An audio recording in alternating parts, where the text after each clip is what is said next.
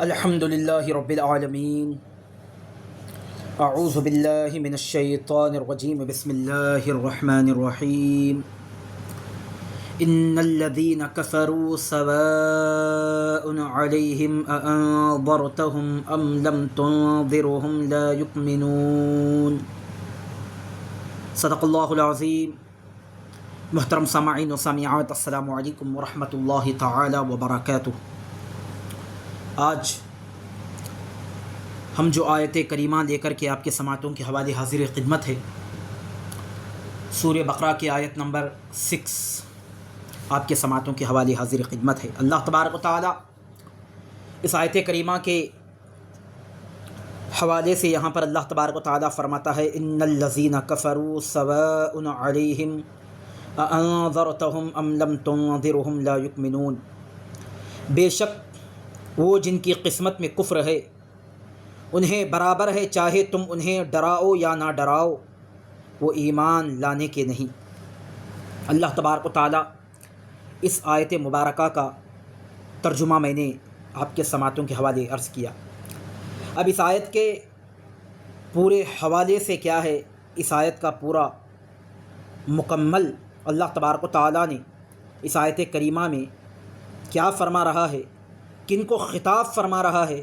اور بزرگان دین نے اس آیت مبارکہ کے تحت کیا لکھا ہے، ذرا ہم پورا خلاصہ یہ آیت کریمہ کا آپ کے سماعتوں کے حوالے عرض کر رہے ہیں۔ بڑی توجہ سے آپ بھی جو ہے سماعت فرمائیں۔ اللہ تبارک و تعالیٰ یہاں پر فرماتا ہے ان الذین کفروا سواء علیہم، بے شک وہ لوگ جن کی قسمت میں کفر ہے ان کے لیے برابر ہے۔ چونکہ ٹھنڈک کی پہچان گرمی سے، دن کی پہچان رات سے، اور اچھائی کی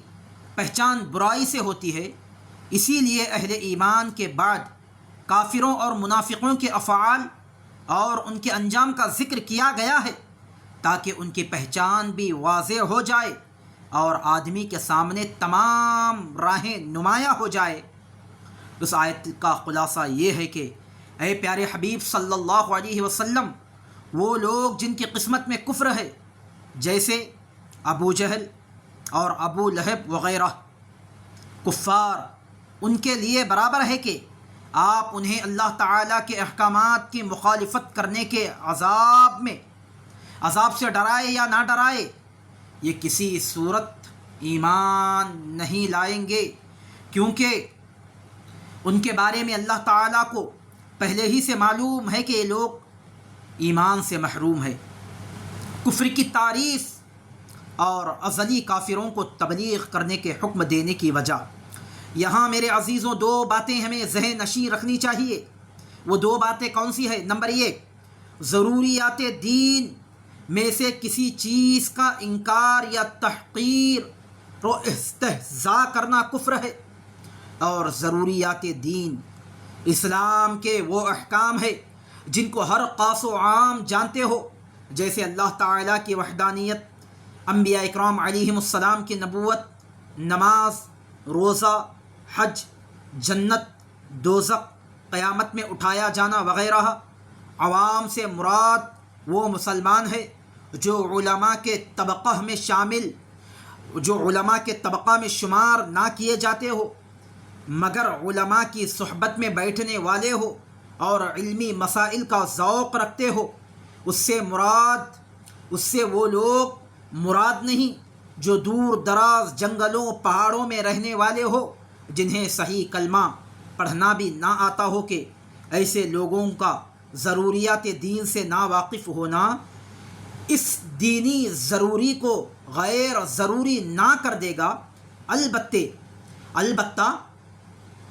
ایسے لوگوں کے مسلمان ہونے کے لیے بات ضروری ہے کہ وہ ضروریات دین کا انکار کرنے والے نہ ہو اور یہ عقیدہ رکھتے ہو کہ اسلام میں جو کچھ ہے حق ہے، اور ان سب پر اجمالاً ایمان لائے ہو۔ بہار شریعت میں یہ مسئلہ آپ کو مل جائے گا۔ نمبر 1 میں نے آپ کو سنا دیا، اب نمبر 2 آپ جو ہے سماعت کر لیں۔ ایمان سے محروم کفار کے بارے میں معلوم ہونے کے باوجود انہیں تبلیغ کرنے کا حکم اس لیے دیا گیا تاکہ ان پر حجت پوری ہو جائے اور قیامت کے دن ان کے لیے کوئی عذر باقی نہ رہے کہ جیسا کہ اللہ تبارک و تعالیٰ نے قرآن مجید میں ایک مقام پر فرماتا ہے رسلا مبشرین ومنذرین لئلا یکون للناس علی اللہ حجت بعد الرسل وکان اللہ عزیزا حکیما۔ سورہ نساء میں اللہ تبارک و تعالیٰ یہاں پر فرماتا ہے جس کا ترجمہ ہے ہم نے رسول خوشخبری دیتے اور ڈر سناتے بھیجے تاکہ رسولوں کو بھیجنے کے بعد اللہ کے یہاں لوگوں کے لیے کوئی عذر باقی نہ رہے، اور اللہ زبردست ہے، حکمت والا ہے۔ اور اللہ تبارک و تعالیٰ دوسرے مقام پر اللہ تبارک و تعالیٰ کا فرمان عالی شان ہے، اللہ تبارک و تعالیٰ فرماتا ہے وَلَوْ أَنَّا أَهْلَكْنَاهُمْ بِعَذَابٍ مِّن قَبْلِهِ لَقَالُوا رَبَّنَا لَوْلَا أَرْسَلْتَ إِلَيْنَا رَسُولًا فَنَتَّبِعَ آيَاتِكَ مِن قَبْلِ أَن نَّذِلَّ وَنَخْضَعَ۔ سورہ طٰہٰ میں اللہ تبارک و تعالیٰ کا فرمان عالی شان ہے جس کا ترجمہ ہے اور اگر ہم انہیں رسول کے آنے سے پہلے کسی عذاب سے ہلاک کر دیتے تو ضرور کہتے اے ہمارے رب تو نے ہماری طرف کوئی رسول کیوں نہ بھیجا کہ ہم ذلیل و رسوا ہونے سے پہلے تیری آیتوں کی پیروی کرتے۔ یہ ضرور کہتے، آج لوگ ضرور کہتے۔ اس لیے اللہ تبارک و تعالیٰ نے رسولوں کو دیگر بائے دیگر اللہ تبارک و تعالیٰ لوگوں کی ہدایت کے لیے بھیجتا رہا۔ حضرت ابراہیم علیہ الصلاۃ والسلام آئے، ان کے بعد حضرت اسماعیل علیہ الصلاۃ والسلام آئے، اور حضرت موسیٰ علیہ الصلاۃ والسلام آئے، اور حضرت عیسیٰ علیہ الصلاۃ والسلام آئے، اور آخر میں ہمارے آقا صلی اللہ علیہ وسلم آئے تاکہ لوگوں کو اللہ تبارک و تعالیٰ کی وحدانیت لوگوں کو بتائے، اللہ تبارک و تعالیٰ کی شان لوگوں کے سامنے سنائے تاکہ لوگ ہدایت کے راستے پر آ جائیں۔ اسی لیے اللہ تبارک و تعالیٰ نے اس آیت مبارکہ میں اللہ تبارک و تعالیٰ نے یہاں پر فرماتا ہے نیز انہیں تبلیغ کرنے سے ایک فائدہ یہ بھی حاصل ہوا کہ وہ اگرچہ ایمان نہیں لائے لیکن حضور پاک صلی اللہ علیہ وسلم کو انہیں تبلیغ کرنے کا ثواب ضرور ملے گا، اور یہ بات ہر مبلغ کو پیش نظر رکھنی چاہیے کہ اس کا کام تبلیغ کرنا اور رضائے الہی پانا ہے، لوگوں کو سیدھی راہ پر لا کر چھوڑنا نہیں۔ لہٰذا مبلغ نیکی کی دعوت دیتا رہے اور نتائج اللہ تعالیٰ کے حوالے کر دے، اور لوگوں کے نیکی کی دعوت قبول نہ کرنے سے مایوس ہونے کے بجائے اس ثواب پر نظر رکھے جو نیکی کی دعوت دینے کی صورت میں اسے آخرت میں اللہ تبارک و تعالیٰ عطا فرمانے والا ہے۔ یعنی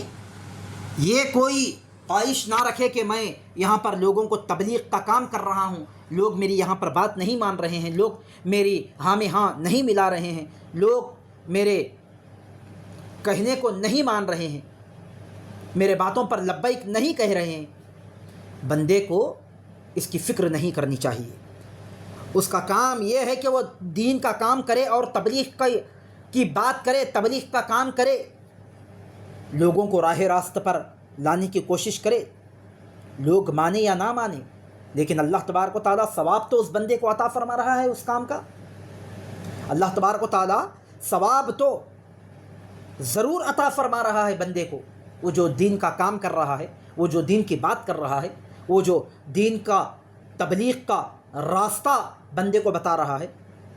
اللہ اور اس کے رسول صلی اللہ علیہ وسلم کی محبت آگے والے کے سینے میں بٹھا رہا ہے، بسا رہا ہے، ضرور اللہ تبارک و تعالیٰ ثواب بندے کو عطا فرمائے گا۔ لیکن یہ نہیں کہ میں کام کر رہا ہوں، لوگ میری بات کو نہیں مان رہے ہیں، میں کام کر رہا ہوں، لوگ میری ہاں میں ہاں نہیں ملا رہے ہیں۔ بندے کو اس کی فکر نہیں کرنا چاہیے۔ جیسے میں نے ابھی اس آیت مبارکہ کے خلاصے میں جو میں نے آپ کے سامنے پیش کر کے سنایا، بندے کو جو ہے نظر اللہ تبارک و تعالیٰ کے ثواب پر بندے کو جو ہے نظر رکھنا چاہیے۔ جو دین کی دعوت، تبلیغ کی دعوت دینے کے بعد بندے کو ثواب ضرور اللہ تبارک و تعالیٰ عطا فرماتا ہے۔ ہاں کہ وہ تبلیغ کا کام کر رہا ہے، دین کی بات بتا رہا ہے، آگے والا اس کی بات مانے یا نہ مانے، بس یہ جس کا کام تھا دین کا کام کرنا، دین کی بات پہنچانا، حضور پاک صلی اللہ علیہ وسلم کی حدیث کی بات پہنچانا، قرآن پاک کی ایک آیت کی بات پہنچانا، وہ اس کا کام تھا، اس نے کر دیا۔ لیکن آگے والا ہماری بات کو مانے یا نہ مانے، لیکن جو ہم نے دین کی بات اچھی بات کر دی اللہ تبارک و تعالیٰ ہمیں ضرور اس کا ثواب عطا فرمائے گا۔ اللہ تبارک و تعالیٰ کا فرمان عالی شان ہے ان الذین کفروا سواء علیہم اانذرتہم ام لم تنذرہم لا یؤمنون۔ اللہ تعالیٰ کی بارگاہ میں دعا گو ہوں کہ اللہ تبارک و تعالیٰ کہنے والے کو عمل کرنے اور سننے والے کو بھی عمل کی توفیق و رفیق عطا فرمائے۔ ایسے ہی اللہ تبارک و تعالیٰ ہمیں دین و سنت کا کام، قرآن مجید کا کام ہمیں اللہ تبارک و تعالیٰ کرتے رہنے کی توفیق و رفیق عطا فرمائے۔ صلی اللہ علی خیر خلقہ نور عرشہ محمد وعلی آلہ واصحابہ اجمعین وما علینا الا البلاغ المبین۔